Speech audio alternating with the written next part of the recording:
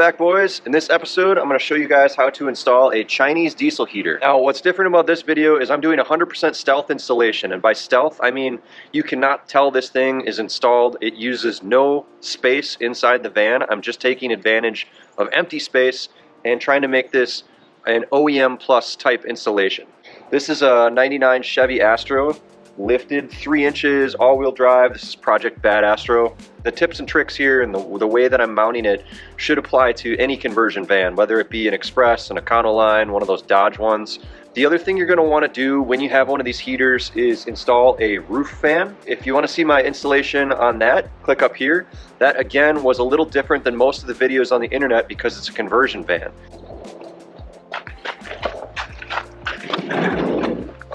Here is what my setup looks like. You can see here's the bed. Conversion vans have these walls here that originally had a VCR right here. I just have my heater plate mounted on an L bracket right here. Now, the really cool thing about these diesel heaters is they really don't use much power at all, but they do use some power. So I really suggest having some sort of secondary house battery system, not your starting battery. I have 2 20 amp hour lithium batteries in this here. I'll show you how those go in here in a little bit, but that will power this diesel heater for freaking ever. It also powers all the lighting up here, so if I fall asleep with some of these lights on, it shouldn't matter. It also powers the fan. So basically everything from the seats back is powered by this house battery system. This also has a Renogy DC to DC charger, so whenever you turn on the van, it's charging these batteries at an extremely fast rate. All right, I'm gonna show you how it works quick, and then we'll get into the installation. So this was originally where the VCR was mounted. I have a little USB charger, 12 volt for the fridge, and voltmeter right here. And then what you're going to want to do is turn this switch on right here. This will turn on your heater. And to turn it on, I'm just going to press and hold on here. Now, what's going to happen is you might see this voltage drop a little bit because it's going to be heating up that glow plug in the heater. Now, I have mounted mine in this wall. It's not super easy to get to, but this is an Astro van, so I don't have a ton of space. Now, I have only run one heat duct here. I originally tried to use this heat duct, which was the original duct for the conversion van for the rear heat setup. Don't do that because they can shut. And you'll see how I almost burned my van down in a little bit here. You can start to hear the clicking. Maybe you can. And now the heat's starting to dump out of here. You can adjust the temperature really easily. The controller on these things is a little finicky and confusing, but that's basically my stealth installation. If I remove this bed here, there's nothing sticking out. It's completely contained within this wall. So this should apply with any conversion van out there. From the outside of the van, you're just gonna hear this clicking and a little exhaust noise. That clicking is the fuel pump. I mounted this outside of the van purely because it's kind of loud if you mount it inside the van. And we'll just look under here a second. There's my muffler and exhaust for the system itself. Now you might be wondering, where did you put the fuel tank, Rob? Let me show you. Astros are smaller than full-size vans, which means every piece of interior space counts. So my fuel tank is mounted in this door, okay? It's again, taking up no room and completely stealth install. This is how you refill it. You just go in here, go past all this insulation, and there's my diesel tank right there. This is a completely insulated door now. I ran the fuel hose through this area of the door where the speaker wire travels. So it's completely stealth and uses no space inside the van. Oh, one other thing before we go to the install, this is very important. This is a carbon monoxide detector. I suggest you get one like this. I'll put a link down below, but this one has a display. Some of the cheaper ones don't have displays. I think you really want the display, and you can put this near your exhaust. When these diesel heaters clog up or soot up, they can put carbon monoxide inside the vehicle, which could kill you. So have one of these working at all times. Vital, super vital. We keep ours usually just about here. Leave it like that. That way we can check on it throughout the night. Keeps you safe and it's good peace of mind. All right, now let's jump to the install.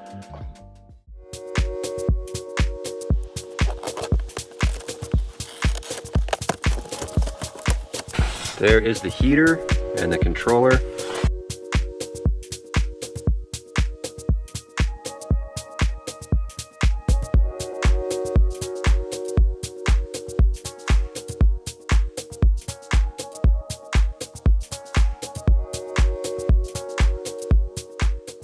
All right, so I have mocked everything up. I have some diesel fuel in the tank, got the fuel pump mounted at the right 15 to 30 degree angle. I've got the intake hooked up, all the wiring hooked up, and now I'm just gonna test fire it and make sure this thing is working before I install it in the van. All right, so as you can hear this thing, I think I got it running. It wasn't starting before, I had to prime the oil pump. I guess that's something you have to do when it's a bit longer, but I didn't do it very long, and you can see my fuel system right now is about 1.5 feet long, so really didn't need to prime it much. But in order to do that,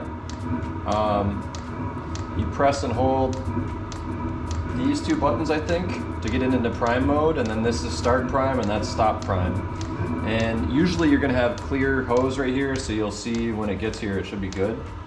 But yeah, it's starting to put out some heat now, so I'm gonna let this thing rev up, and then we're gonna open the garage and leave it for another night. I bought the smaller 2 kilowatt diesel heater, and I'm gonna try to see if I can put it within this wall. I might be even reusing these vents, I'm not sure yet. What I think I wanna do is start disassembling this wall to see what I have going on here.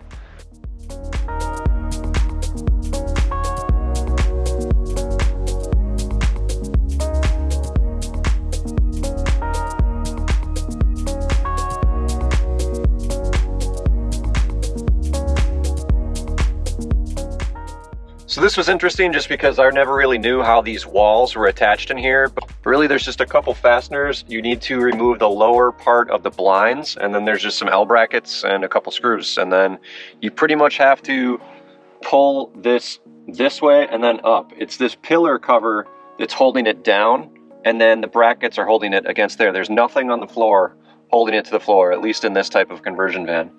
Now that I have this all apart, I think my plans have changed a little bit. Originally, I was going to be putting the diesel heater right here in this area, kind of in front of the gas tank. But after looking at this, now that it's all uncovered, I think I'm going to be putting the diesel heater back here in this corner, and then I'm going to be putting the house battery right there along with all the wiring, since it's kind of a lot of wires there already. So onward to the install. We're gonna go with this corner, and I've never done one before. Let's see how it goes.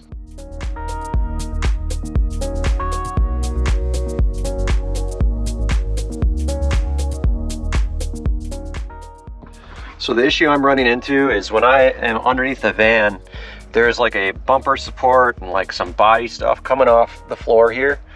So it's clear pretty much 7 inches behind the wheel well. I could probably fit something like this. But if I put this here, and then you put this and line that up, the intake is gonna be just jammed. Somehow I need to get this shifted forward.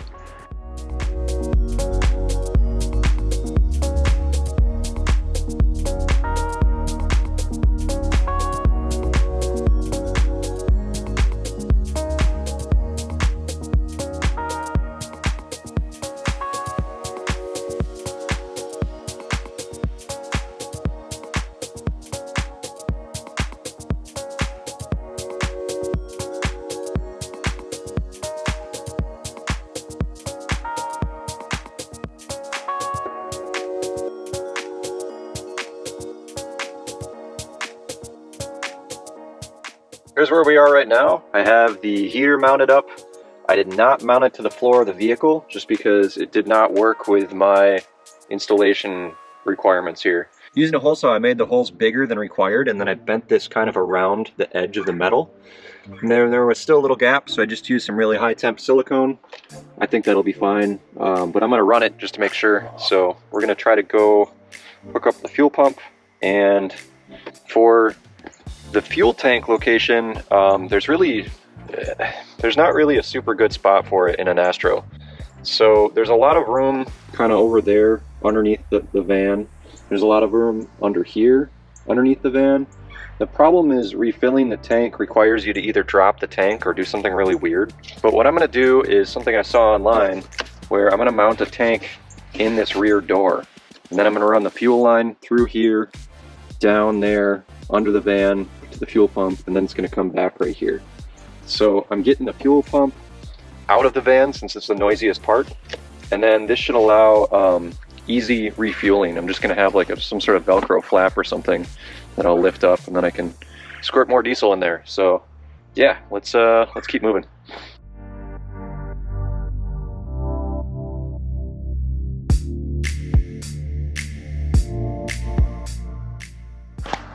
All right, temporary fuel tank until the door tank gets here. Okay, so everything's hooked up. We're gonna try to test fire this thing. So it's using a ton of power right when it starts. You can see the voltage drop. I have it hooked up to a charger right here. So that's the temperature it is in here, and this is what I have it set to. So we're just gonna put it back to that and wait till it turns to 19. So hot right now. That Hansel. All right, present state. We are leaving for a 3,000 mile road trip in 4 or 5 days, and this is what the van looks like. Awesome. So when you buy a diesel heater, they come with this 10-liter tank. This is asking a lot. Maybe if I got rid of the speaker, mounted this whole thing over, I don't know. This is just going to be really challenging to get in there. So I picked up a 5-liter tank. This is still going to be enough fuel for a weekend at least with heat, because this thing really sips fuel. And then we're going to be running the fuel line through where the speaker wires go. So should be pretty much invisible unless you know what you're looking for.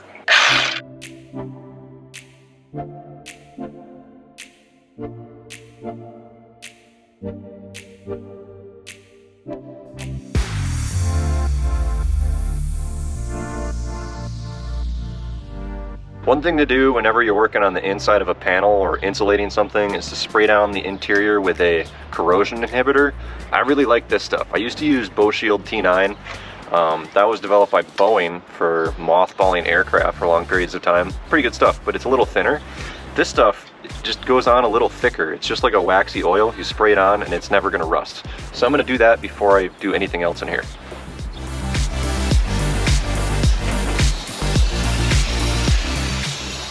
So I'm gonna have to drill a couple holes over here, and we're gonna run the fuel down below to the fuel pump, and then this is where it's gonna come back up.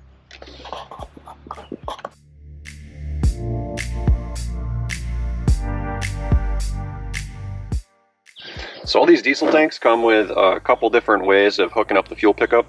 One of them is they come with these little baggies that have this threaded thing, and what you're supposed to do, so this one you're supposed to drill a hole near the bottom of the tank, and you put the hose there, and then you capture this with a couple O-rings.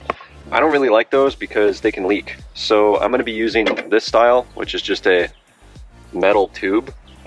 This way you can put this part on the top of the tank, and then you just bend the tube toward the bottom of the tank.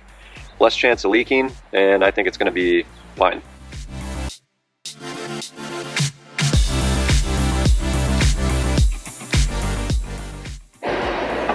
I think that looks pretty good. You can see the pickups down in the corner.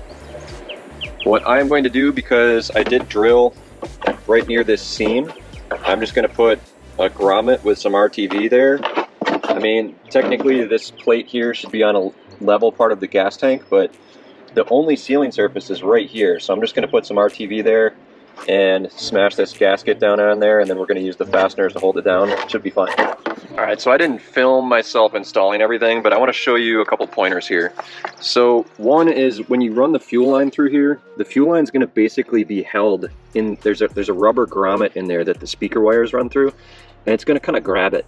So what that means is that you need to have extra fuel line in the door, and you want to make sure it's enough fuel line that when you open the door all the way, it doesn't tug on anything. What you're going to want to do is actually put a loop of the fuel line. So this fuel line does not go straight to the fuel filter or the tank. It goes down and it makes a loop. That way, when the door articulates, that loop kind of grows bigger or smaller, and you don't tug on anything. The other thing I did is I mounted this fuel tank high enough where this doesn't get in the way, and I can still get to my fuel filter if I need to. It's going to be annoying, but that's serviceable. You also want to make sure you don't get near any of the door actuation mechanisms. To prevent this from moving around, I'm actually going to take spray foam and just sort of put it in a couple spots to help the foam stay where it's going to be. But overall, this thing is kind of in there already.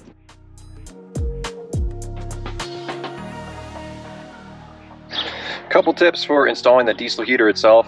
The kit's gonna come with a bunch of screwdriver worm clamps for the fuel fittings and stuff. Throw those away, they leak, they suck. You wanna get these things. They're the single ear clamp, single one-time use, and they usually come with a set of pliers like this, and you crimp them on there, and it provides a 360-degree compression. So when you try to use hose clamps on a diameter that small, they never work. The other thing I'm going to do, just because this does have the exhaust inside the vehicle a little bit, is I'm going to wrap that exhaust with some header tape. This is just fiberglass tape with a couple metal zip ties. We're going to wrap that around there just to help keep the heat in the pipe. I do have reflective stuff everywhere, so it should be fine anyway, but it's another layer of protection.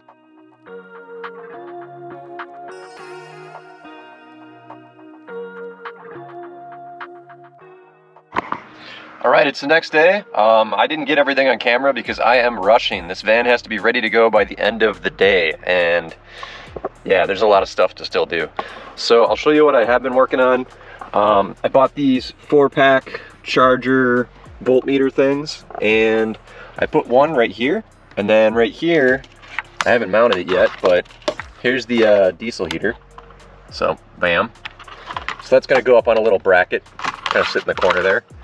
And then down here, I mounted the DC to DC charger against the wood part of the wall, and then the batteries are right underneath it. I am gonna put a sheet of rubber over the top of the batteries, and then once this wall is attached, I'm going to wedge them in there with some pink foam using this access hole. So the power for the furnace will come out of the batteries, and all the charging infrastructure and everything on the ceiling. So the RGB LEDs that I backdated, the aircraft lights, and the ceiling fan, everything is always going to come out of these batteries, and I never need to flip a switch. It's just whenever you drive the car, it's going to fluff these things up, and whenever you use the power, they have built-in battery management systems, so you shouldn't be able to hurt them by discharging them too deep. So pretty maintenance free.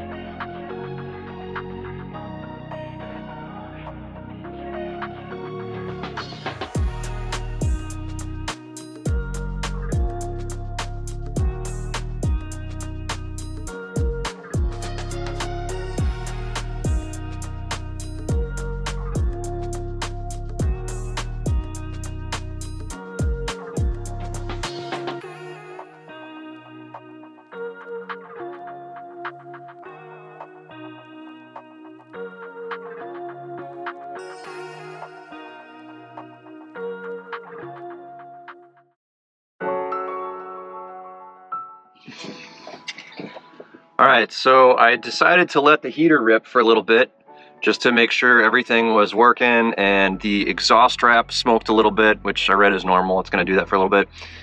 But anyway, I just noticed this, which is kind of funny. So I reused the existing vents in my van, and I don't know if you can see that, but this is like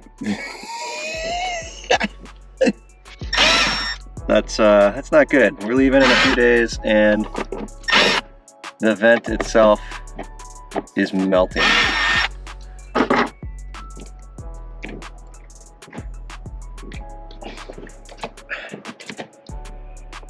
Yes. Yep. Awesome. So that's not good. Factory 1999 conversion van vent, and it was not up to the temps of the diesel heater. It melted and then shut itself, and then because it shut itself, it was building up heat. It actually discolored my wood here, so that's cool. But now that it's smoky, guess what? Try this out. There we go. Haven't totally finished installing this, still need to put the shroud around here, but it's close. All right, dudes, that's about it for this video. Hopefully you guys learned something. This is definitely the stealthiest install of a Chinese diesel heater that I've ever seen. Tried to do it a little differently, and I'm really stoked with how it turned out. As a follow-up to this video, I haven't done it yet, but I'm gonna say click up here for when it is done. I'm gonna have some high altitude tips to run a Chinese diesel heater because, yeah, you don't really wanna be taking these things apart and trying to fix them when it's freezing cold. So make sure you stay tuned for that video. Till then, see you next time. Cheers. Did you say about